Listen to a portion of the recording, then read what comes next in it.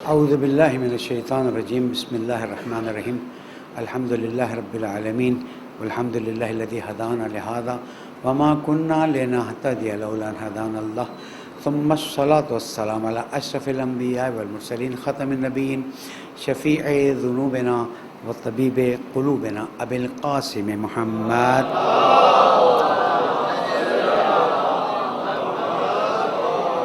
وعلى أهل بيته الطيبين الطاهرين المعصومين المظلومين الذين أذهب الله عنهم الرجس وطهرهم تطهيرا.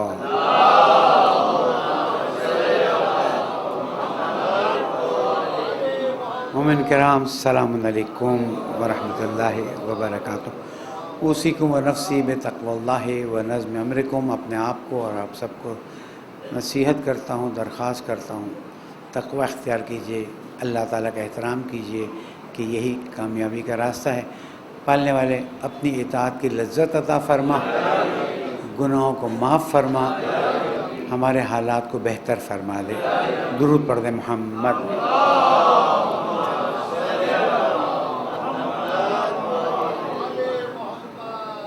مومن کرام، چونکہ جناب زینب سلام علیہ کی ولادت کے دن کی وجہ سے تو حق بنتا ہے کہ ہم ویسے تو پورا دن ان کے بارے میں گفتگو کریں، لیکن کم از کم چند منٹ جو ہمارے پاس ہیں اس پہ ہم اس عظیم خاتون کا ذکر کریں اور انہی کے ریفرنس سے خواتین کا ذکر ہو جائے. اس لیے کہ خواتین کا معاشرے کے بنانے میں بہت بڑا کردار ہوتا ہے.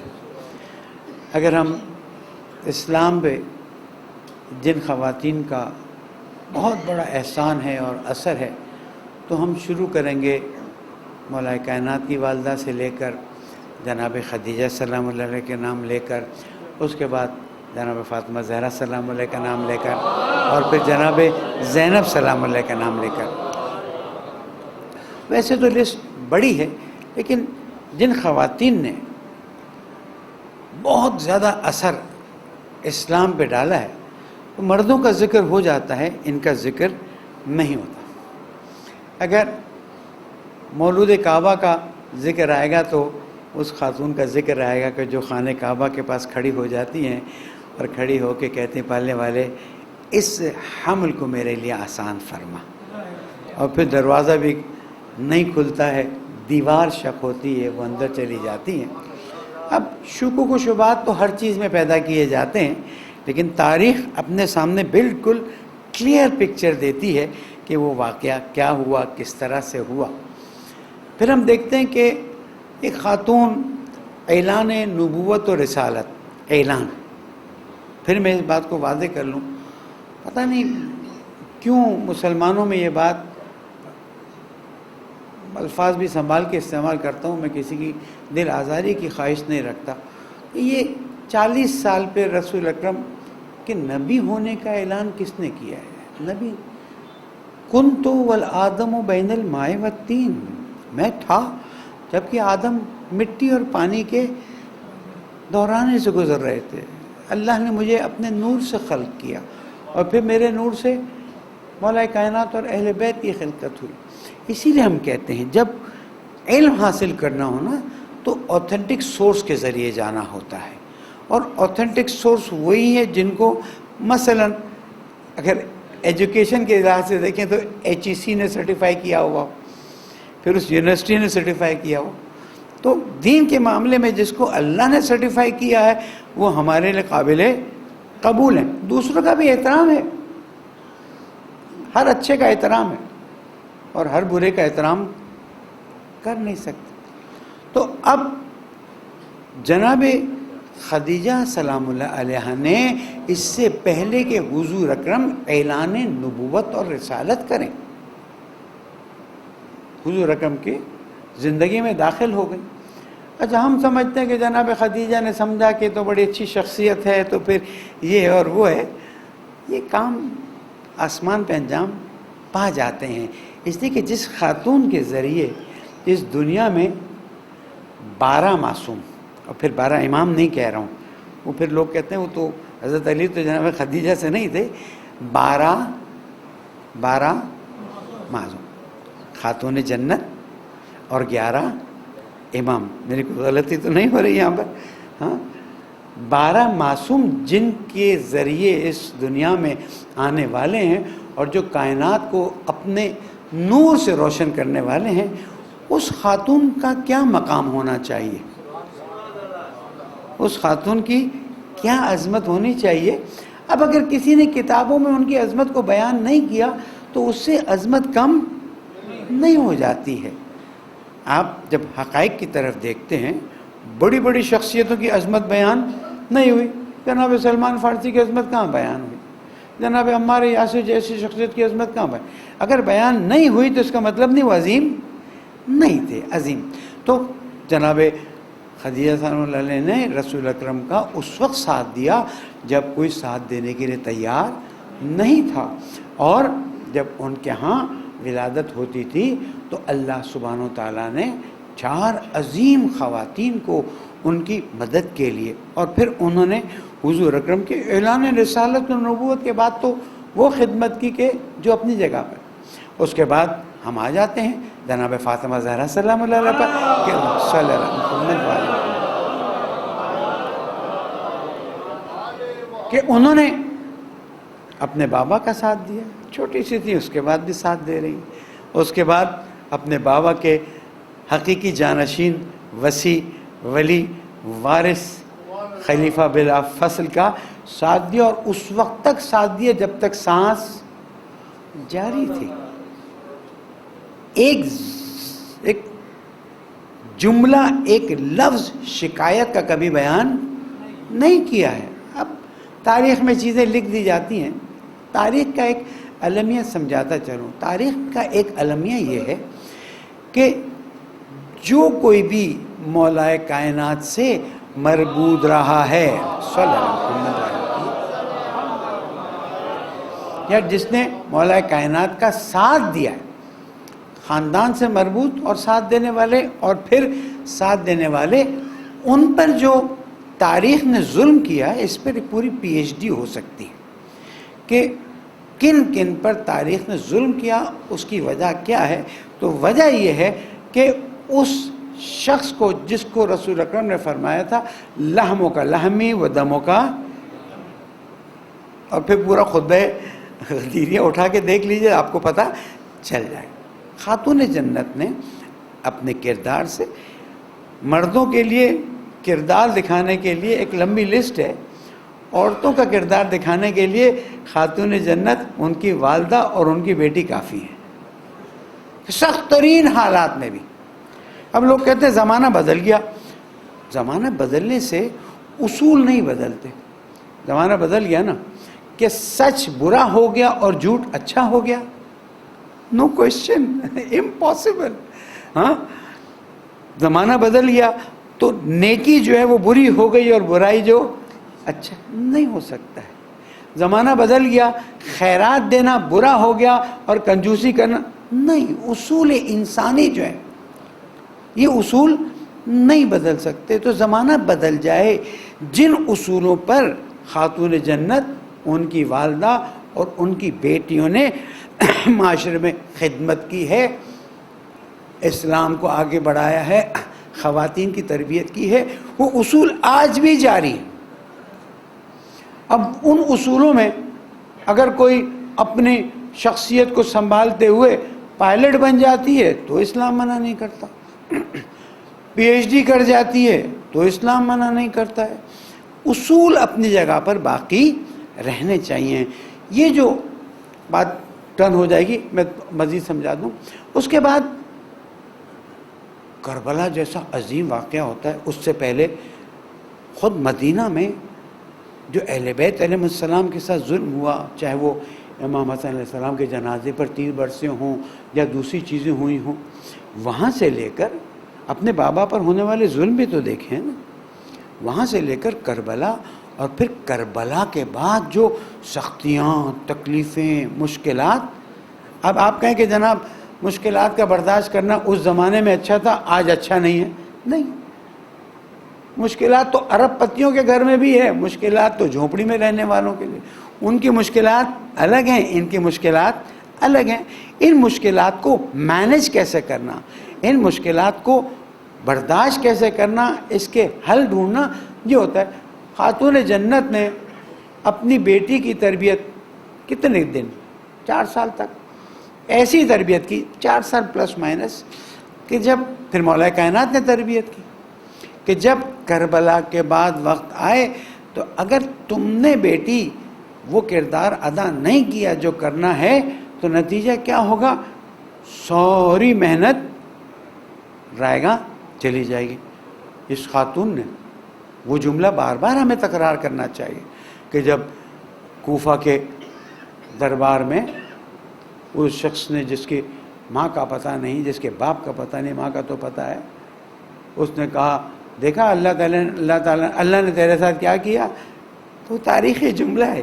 ایک عالم دین کو ایران میں نے دیکھا, اس نے اس جملے پر پورا اشرا پڑھا ہے, ما رأیت الا جمیلہ. 2 دن ہوئے ہوں گے نا کربلا کے واقعے. ہمارا تو سویم تک تو اتنا غم ہوتا ہے کہ, اور فطری ہے, میں ٹونٹ نہیں کر رہا, ایک فطری عمل ہے, اتنا غم ہوتا ہے کہ اس کے بعد انسان بات کرنے کے قابل ہوتا ہے. تیسرے دن یا دوسرے دن وہ کہتے ہیں دیکھا اللہ نے تیرے ساتھ کیا کیا. اب جب دین کا دفاع کرنا ہے تو یہاں پر لچک دکھانے کی کوئی صورت نہیں. مار رہی تو اللہ جمیلہ او فلاں, میں تو یہاں سے نہیں کہہ سکتا, انہوں نے بھی نہیں کہا, صرف سمجھانے کے لیے. میں نے اللہ سے حسن و جمال کے علاوہ کچھ نہیں دیکھا. یعنی تمام شہادتوں کو میں برداشت کر رہی ہوں, پی رہی ہوں, اس لیے کہ اس ہستی کے سامنے ہے جس کا نام اللہ سبحانہ و تعالیٰ ہے. یہ تربیت ہمارے لیے. کل کو کینسر ہوتا ہے تو بھی ہمیں سوچنا ہے, کل کو ایکسیڈنٹ ہوتا ہے تو بھی ہمیں دیکھنا ہے, کل کو دھماکہ ہوتا ہے تو بھی ہمیں اسی طرح سے. دیکھیں, رونے سے کوئی انکار نہیں ہے. حتیٰ دین میں آیا ہے کہ اگر کسی کا انتقال ہو جاتا ہے تو جاؤ, اگر وہ رو نہیں رہا ہے تو اس کو تھوڑا رولاؤ تاکہ اس کا غم ہلکا ہو جائے. لیکن اللہ سبحانہ و تعالیٰ کے سامنے زبان سے شکایت نہیں ہونی چاہیے. اور پورا دور دیکھ لیجئے, کربلا سے کوفہ کہنا آسان ہے, کوفہ سے شام 40 منزلیں کہنا آسان ہے. ہر جگہ دین اسلام کی حقانیت کو بیان کیا, اللہ سبحانہ و تعالیٰ کی وحدانیت کو بیان کیا, حضور اکرم کی شان کو بیان کیا, اور دشمنوں کو ایسا ذلیل کیا کہ آج بھی کسی مائی کے لال میں ہمت نہیں کہ اپنے بیٹے کا نام یزید رکھ لے. آپ دیکھ رہے ہیں, یہ وہ اسٹریٹجی تھی, یہ وہ پلان تھا. ابھی تو تمہارے سامنے تم نے جتنا ذلیل کرنا چاہا ذلیل کر دیا, لیکن ہماری پلاننگ اور پروگرامنگ یہ ہے کہ تم قیامت تک ایسے ذلیل ہو جاؤ گے کہ تمہارا بیٹا بھی تمہارے سب کو ذلیل کر کے جائے گا. کھل کے نہیں بیان کر رہا, بیٹے نے کیا کہا یوٹیوب پہ پڑھ سن لیجئے. یہ درس ہے ہماری گھر کی خواتین کے لیے. کوئی ان کو آگے بڑھنے سے نہ روکے, لیکن اخلاق کے دائرے میں, دین کے دائرے میں اس نظام کو سمجھے جو نظام آج عورت کو ذلیل کر کے پیسہ کماتی ہے. اسلامک بینکنگ کی ایک جگہ گفتگو تھی تو مجھے کہا گیا کہ آپ مختصر اس میں یہ بتائیے کہ ہم معاشرے کے اندر اسلامی اقتصاد کو کیسے بہتر کریں. میرا پہلا جملہ تھا کہ معاشرے سے بے حیائی ہٹا دیں. مولانا, معاشرے سے بے حیائی کے ہٹانے کا اسلامی بینکنگ اور اسلامی اکنامکس سے کیا؟ میں نے کہا ابھی سے میری بات کو آپ ذہن میں رکھیے. بہت یعنی اس پہ بڑی گفتگو ہونے لگی. میں نے کہا یہاں سے باہر جائیے, آپ بھی دیکھیے گا جتنے بھی سائن بورڈز ہیں گنیے کتنے سائن بورڈ آئے, اس میں کتنے مردوں کی تصویریں کتنی عورتوں کی تصویریں. آج میں اخبار لایا تھا لیکن رہ گیا. چلیں, ایجوکیشن کے ایکسپو کی ایک انگلش نیوز پیپر میں فوٹوگراف دی جاتی ہے. میں یہاں بیان نہیں کر سکتا کہ اس فوٹوگراف کے اندر انڈائریکٹلی ایسی ولگیرٹی دکھائی گئی ہے کہ میں سوچتا رہ گیا کہ یہ ایجوکیشن کی ایڈورٹیزمنٹ ہے یا بے حیائی کی ایڈورٹیزمنٹ ہے. اور شاید اسی لیے اللہ نے مجھے اس اخبار کو میرے ٹیبل پہ پڑھا لانا بھلا دیا کہ شاید اس سے بڑا ماحول بگڑ جاتا. اور شاید وہ روزنامہ اخبار والے بھی کہتے ہیں. ایک اور یونیورسٹی نے اپنی ایڈ دی ہے, ایک لڑکا لڑکی جینس اور ٹی شرٹ میں, لڑکا جو ہے پینٹ شرٹ میں ہے, اور ایجوکیشن یونیورسٹی نام لوں گا تو آپ کہیں گے وہ یہ کیا ہو گیا. ظاہر ہے کیا, آئی کینٹ ٹیک دا نیم. وہ کندھے پہ ہاتھ رکھے. دیکھیں, معاشرے سے بے حیائی اگر آپ نے ہٹا دی تو آپ کے اقتصاد سے حرام جو ہے اس کا ایک پارٹ نکل جائے گا. جس طرح ہم کہتے ہیں نا مرغی حلال ذبح کر کے کھاؤ, اسی طرح سے اقتصاد حلال کر کے آگے بڑھاؤ, برکت اتنی ہوگی کہ تم سوچ نہیں سکتے. تو میں اپنی گفتگو کو یہیں روکتا ہوں. یہ خواتین تھیں 1400 کچھ سال پہلے کی, لیکن جو انہوں نے مورائلز دیے ہوئے ہیں, جو اصول دیے ہوئے ہیں, اور ان اصول پہ عمل کر کے بتایا ہے. مثلا گھر کے کام کے بارے میں اسلام نے کہا کہ عورت پر ذمہ داری نہیں ہے, لیکن پھر حضور اکرم نے فرمایا کہ جو خاتون اپنے شوہر کے گھر میں ایک برتن صاف کر کے اپنی جگہ پہ رکھے گی تو اس کے لیے ایک جنت کا دروازہ کھل جائے گا. فرض نہیں کیا, لیکن اخلاقاً کیا سکھایا کہ آپ کام کریں. آج ویسٹ یہاں ہوتا ہے نوکرانی چاہیے, وہ چاہیے, وہ چاہیے, چلو رکھ لو, میں تو منع نہیں کرتا. لیکن جب ویسٹ میں جاتے ہیں تو ہم تو گئے ہیں نا, کم سے کم 17 بار کینیڈا ہو کے آئے ہیں, اور میں نے لوگوں کے حالات دیکھے. ویکینڈ کیا ہوتا ہے, صفائی میں لگ جاتے ہیں, اور سب لگ جاتے ہیں, اور خوشی سے لگ جاتے ہیں. تو دیکھیں, علاقے کی ٹرینڈز الگ ہو سکتے ہیں, لیکن جو چیزیں اللہ سبحانہ و تعالیٰ نے قرآن اور حدیث میں بیان کر دی ہیں نا, وہ اصول پکے ہیں. اپنے گھر کی خواتین سے محبت سے پیش آئیں, احترام سے پیش آئیں. اس لیے کہ جب آپ احترام اور محبت سے بات کرتے ہیں نا تو وہ بات دل میں اتر جاتی ہے. لیکن جب آپ سختیوں سے بات کرتے ہیں نا, سختی اس وقت کرنی پڑ جاتی جب آپ نے پہلے کوتاہی کی ہوئی ہے.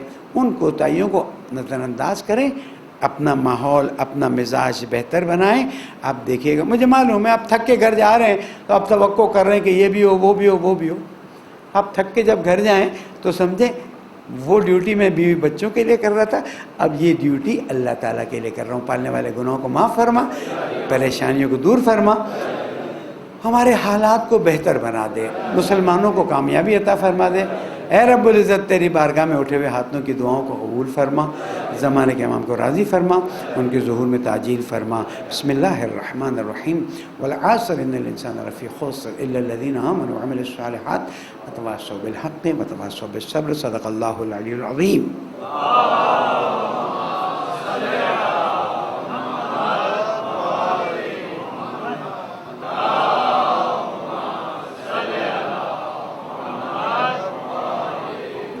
اعوذ باللہ من الشیطان الرجیم. بسم اللہ الرحمن الرحیم. مومنین, تقوی اختیار کیجئے کہ یہی کامیابی کا راستہ ہے. نکات زیادہ ہیں لیکن کوشش کروں گا کنسائز کر کے آپ کی خدمت میں پیش کر دوں گا. میڈیا سے سوال ہے, حکومت سے سوال ہے کہ آج تمہیں پارا چنار کی خبر دینے کی کیوں سوجی؟ وہ اخبار اسی لیے بھی دائر کہ آج فرنٹ پیج پہ خبر آئی ہے پارا چنار سے ایک بہت بڑا لشکر نہیں ہے, وہ مظاہرین ہیں. اپنا حق ملتا نہیں ہے تو چھینا جائے گا. میڈیا کا بلیک آؤٹ, حکومت کی عجیب و غریب خاموشی, اور پھر ان لوگوں کی خاموشی کہ جنہوں نے کہا اب اگر راستہ نہیں کھولا تو ہم مثلا لانگ مارچ کریں گے, ہم فلاں کریں گے, اور اس کے بعد پریس کانفرنس کر کے بھول گئے, بیٹھ گئے. اور بھائی میں آپ کو گارنٹی دیتا ہوں, اس وقت ہم جی بی حکومت میں ہیں نا, اگر جی بی حکومت یہ حرکت کرے, ہم ایک وارننگ دیں گے, دوسری وارننگ اور تیسری وارننگ, الگ ہو جائیں گے. آپ کیوں الگ نہیں ہو رہے ہیں؟ کیا مفادات ہیں آپ کے ان کے ساتھ؟ اور میں کے پی کی حکومت کی طرف بات کر رہا ہوں, جی بی حکومت کی مثال دے رہا ہوں. کے پی کی حکومت پچھلے ہفتے بھی کہا, ملنے بھی گئے, گورنر سے بھی ملے, چیف منسٹر سے ملنے کی کوششیں کرتے رہے, اس کے پاس ٹائم نہیں ہے. جملہ کہنا چاہتا ہوں, پارا چنار کے غیور ایام, پارا چنار کے غیور لوگوں, تم پر سلام ہو کہ تم نے اپنے حق کو حاصل کرنے کے لیے خود ہی اقدام کرنا شروع کر دیا ہے. اور میں اپنے تمام نمازیوں کے ساتھ مل کر بلکہ تمام پاکستانیوں کی طرف سے ایک بات کہتا ہوں کہ ہم آپ کے ساتھ ہیں، اور انشاءاللہ آپ کے اقدام کے ساتھ ساتھ یہاں پر بھی وہ اقدام کر رہے ہیں۔ میں مظاہرے کی بات نہیں کر رہا، میں دھرنے کی بات نہیں کر رہا، میں لانگ مارچ کی بات نہیں کر رہا، وہ طریقے جن کے ذریعے انشاءاللہ آپ کو حق ملیں گے، ہم آپ کے حق کے دلانے میں آپ کے ساتھ ساتھ ہیں۔ آپ اکیلا محسوس نہ کیجئے، ہمارے سب لوگ مل کے جواب دیں، لبیک یا حسین، لبیک، لبیک۔ عزیزوں یہ بات یاد رکھیے، ہم پاکستانی ہیں اور پرامن ہیں۔ ہمارے قائد نے 100 جنازے پر کھڑے ہو کر کہیں تفرقے کی بات نہیں کی، کہیں مسلکوں کی بات نہیں کی۔ کچھ لوگ اس مسئلے کو مسلک کا مسئلہ کہہ رہے ہیں، میں آج ذمہ داری سے کہتا ہوں یہ مسئلہ دشمنان پاکستان نے کھڑا کیا ہے، اور وہ چاہتے ہیں کہ یہ مسئلہ مسلک کے مسائل کی طرف بڑھ جائے، اور میں ڈر رہا ہوں اس بات سے کہ اب جو چہرے امریکہ میں بدلے ہیں، ان چہروں کے بدلنے کے بعد افغانستان میں پھر سے کوئی عمل شروع ہو اور اس کے بعد پارا چنار کو استعمال کرنے کی کوشش کی جائے۔ میں حکومت کو وارن کر رہا ہوں۔ کوئی کہتے ہیں مولانا آپ کی وارننگ کا کیا فائدہ؟ کوئی فائدہ نہیں ہے۔ قیامت میں اللہ تعالیٰ سے کہہ سکوں گا، مسجد بقیت اللہ اور پاکستان کے شیعہ علماء کونسل کے سیکرٹری جنرل نے کم از کم اپنا یہ وظیفہ پورا کر دیا اور وقت سے پہلے بات بتا دی کہ اگر پاکستان کو پھر سے مسلمانوں کے لیے قربان کرنے کے لیے کوشش کرنے کے لیے کوئی قدم اٹھایا گیا تو ہم پاکستانی مل کر اس کا مقابلہ کریں گے۔ درود پڑھنے محمد والے۔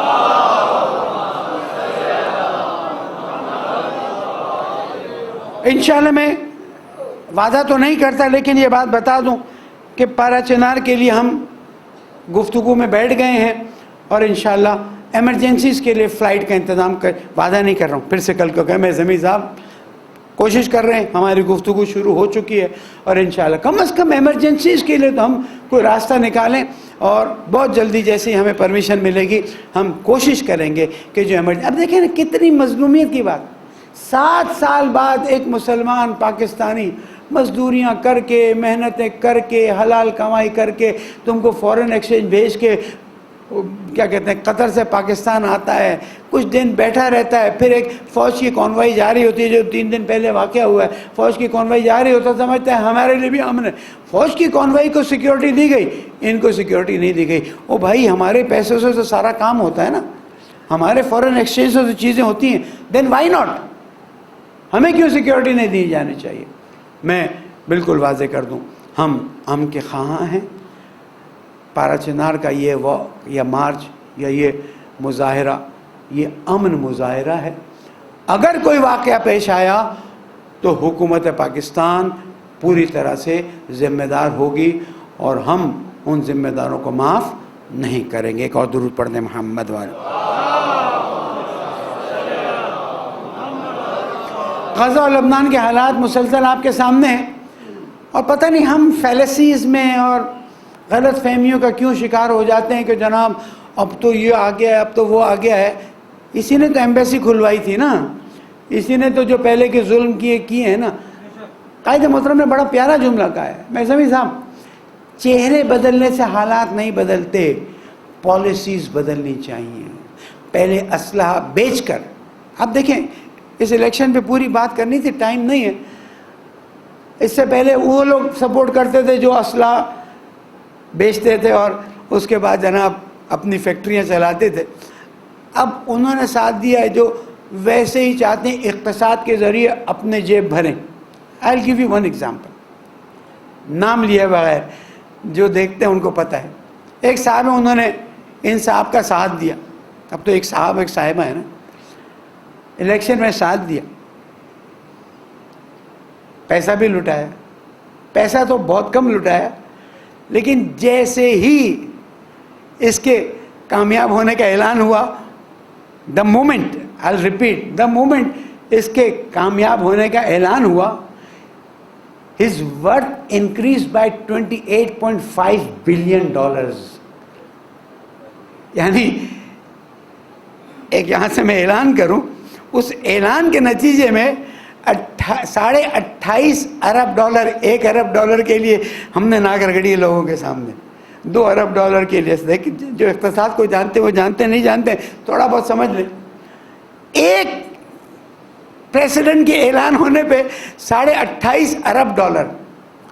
یہ $28.5 ارب مارس سے تو نازل نہیں ہوئے نا, کہیں نہ کہیں سے اوپر گیا, وہاں سے اوپر گیا, وہاں سے اوپر گیا, اور پھر ان خون چوسنے والوں کے پاس چلا گیا اور آگے. مجھے لوگ کرٹیسائز کریں گے, آئی نو, مجھے حرج نہیں ہے, میں بعض مرتبہ ان کرٹیسزم کو برداشت کرتا ہوں اور اچھا لگتا ہے کہ بھئی آپ بھی تو بولیں, ہم نے جو بولا اس کے مقابلے میں. یہ سارا اور سارا ایک ڈرامہ ہے, اور یہ ڈرامہ کیا ہے کہ ہمیں بیوقوف بنایا جائے اور اپنا فائدہ اٹھایا جائے. اب مسلمانوں نے ووٹ دے کر کامیاب کیا جو کیا, let's see what's the out come of all this practice. اور میں سمجھتا ہوں کہ کوئی ایسی بڑی تبدیلی نہیں آئے گی, بلکہ مسلمانوں کو مزید مشکلات کا سامنا کرنا پڑے گا. ذرا چیک کیجئے گا اس پورے الیکشن میں جو کینڈیڈیٹس کھڑے ہوئے ہیں, انہوں نے کتنے $ملین چندہ جمع کر کے صرف الیکشن کیمپین پہ خرچ کیے. دنیا بھوک سے مر رہی ہے, غزہ میں لوگ فاقوں سے مر رہے ہیں. غزہ پاکستان کا بھی یہی حال ہے, اسی لیے تو نکلے ہمارے غیور عوام. کم از کم اچھا میں میٹا کی بھی ایک کرٹیسزم آپ کو دے دوں. میٹا پہ میں نے ڈالا کہ بھئی امریکن الیکشن میں فلاں نے کتنا خرچ کیا ہے, وہ لکھتا ہے $134 ملین. وہ بھئی $134 ملین تو ایک آدمی نے دیے تھے, تم کس کو بیوقوف بنا رہے. دین آئی کمنٹڈ کہ بڑا غلط انالیسز آپ نے دیا ہے, تو یہ جو ہمارے اے آئی والے لوگ ہیں وہ تھوڑا ہوشیار ہو جائیں, یہ نہ سمجھیں کہ جناب جو چیز آ رہی وہ صحیح آ رہی ہے, ہوشیار ہونا ہوتا ہے. بہرحال میں ایک بات بتا دوں, صورتحال بہت گمبھیر ہے.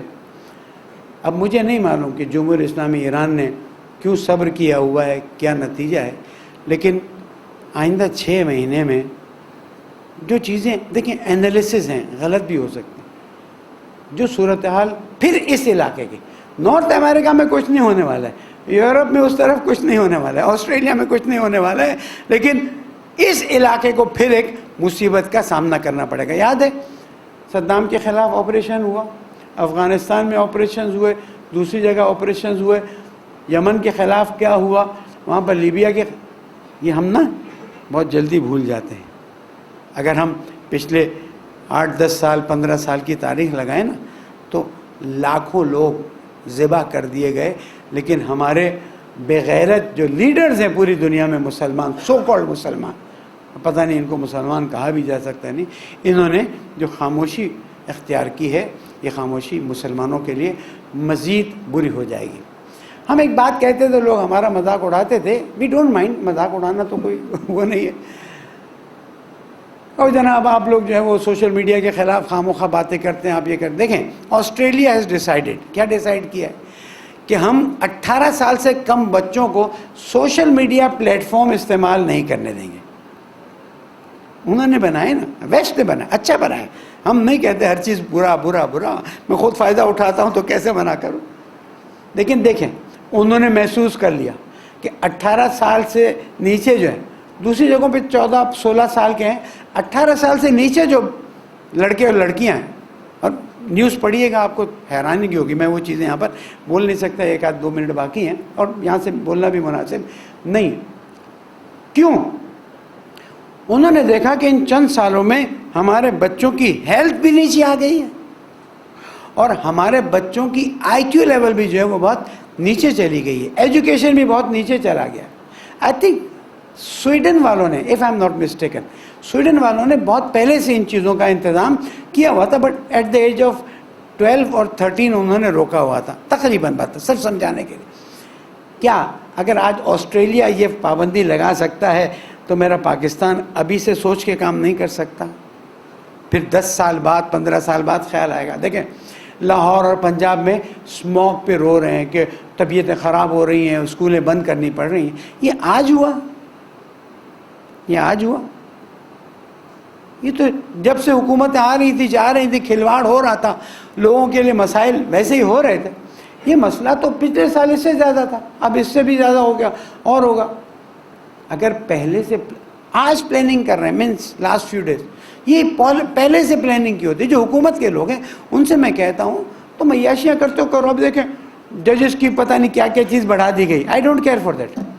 اگر وہ انصاف دے سکتے ہیں اور اللہ کو جواب دے سکتے ہیں, ہمیں کوئی پرابلم نہیں.